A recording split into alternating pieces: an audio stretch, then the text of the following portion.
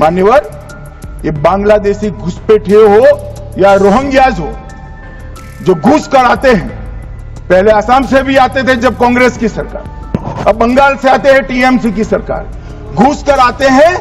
इनको आधार कार्ड दादा कौन देता है? नागरिक कहां के बने हैं? कहां के बने हैं? जितने बांग्लादेश से पकड़े गए 24 परगना जिले का आधार कार्ड और नागरिकता है मान्यवर। और ये जो आप आधार कार्ड इश्यू करते हो, वो आधार कार्ड लेकर, वो वोटर कार्ड लेकर ये दिल्ली तक आते हैं। आप उनको आधार कार्ड इश्यू न करो, आदमी क्या परिंदा भी पैर नहीं मार पाएगा। और दादा ये सब चीजें भी लंबे समय चलनी नहीं है। 26 में चुनाव है, बंगाल में कमल खिलेगा और पूरा बंद होगा। मान्यवर, मुझे भी मान्यवर, मैं आज कहना चाहता हूं, दिल्ली के चुनाव से मैं बाउंड रहा कि देश का सुरक्षा का प्रश्न है, तू मैं नहीं करना चाहिएगा। आज मौका भी है, दस्तूर भी है।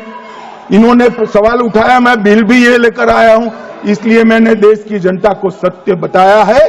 ये 450 किलोमीटर जो आपकी कृपा से खुली रही है, वहीं से घुसपैठ है, वहीं नागरिक बनते हैं, वहीं आधार कार्ड बनाया जाता है और देश भर में फैल जाते हैं। कई बार अलग अलग भाषणों में, अलग अलग जलसों में ये विषय उठा जाता है, बांग्लादेशी घुसपैठियों के लिए बीएसएफ क्या कर रही है, सेना क्या कर रही है। मैं आज वास्तविकता इस देश को बताना चाहता हूं और मैं आशा करता हूं कि तृणमूल कांग्रेस के सारे लोग सदन को छोड़कर नहीं जाएंगे, ध्यान से सुनेंगे। मान्यवर, हमारी बांग्लादेश के सटी हुई सीमा, अब सुनिए भाई, हमारी बांग्लादेश से सटी हुई सीमा 2216 किलोमीटर है। उसमें से 1653 किलोमीटर बाढ़ बन चुका है, बाढ़ के पास वाला रोड भी बन चुका है और चौकियां भी बन चुकी है। शेष फेंसिंग की लंबाई है 563 किलोमीटर। 563 किलोमीटर सीमा आज भी खुली है और शेष फेंसिंग जो 563 किलोमीटर है, उसमें 112 किलोमीटर फेंसिंग ऐसी है, बॉर्डर ऐसी है जिसमें बॉर्डर फेंसिंग व्यवहारू नहीं है। नाले हैं, नदियां हैं, ऊंची नीची पहाड़ियां हैं, जहां 112 किलोमीटर में फेंसिंग हो ही नहीं सकता। और 450 किलोमीटर जहां फेंसिंग होता है वहां बाकी है। अब मैं वो बताना चाहता हूं कि क्यों बाकी है। ये 450 किलोमीटर के लिए मान्यवर, मैंने डीओ लेटर लिखकर 10 रिमाइंडर करे हैं, बंगाल सरकार भूमि नहीं देती। मान्यवर, ये 450 किलोमीटर के लिए गृह सचिव बंगाल के मुख्य सचिव के साथ 7 मीटिंग करे, ये भूमि नहीं देते हैं। मान्यवर, जहां फेंसिंग लगाने जाते हैं, सत्ताधारी पार्टी का कैडर आकर हुड़दंग करता है, धार्मिक नारे लगाता है। और मान्यवर, मैं कहना चाहता हूं कि ये 450 किलोमीटर फेंसिंग रुकी है तो केवल और केवल बंगाल सरकार की दया की दृष्टि घुसपैठियों के पर जो है, इसके कारण। और मान्यवर, इससे आगे ये 450 किलोमीटर शायद ये भाषण सुनकर ममता जी भूमि दे भी दे तो हम खत्म कर देंगे, फिर भी 112 किलोमीटर खुली सीमा रहती है।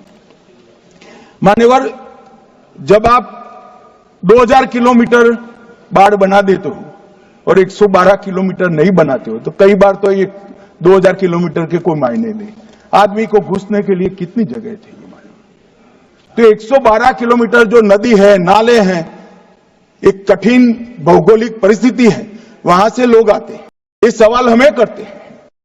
एक सदस्य ने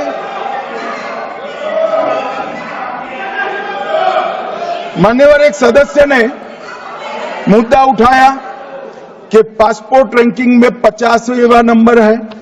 मान्यवर, ऐसा कोई सरकारी सर्वे नहीं है, एक निजी एनजीओ ने सर्वे कर दिया है। अब मुझे ये समझ में नहीं आता, इंडी अलायंस के नेता जब से राहुल गांधी बने हैं, सरकार के अधिकृत डेटा की जगह वो एनजीओ का ही डेटा खंगालते हैं।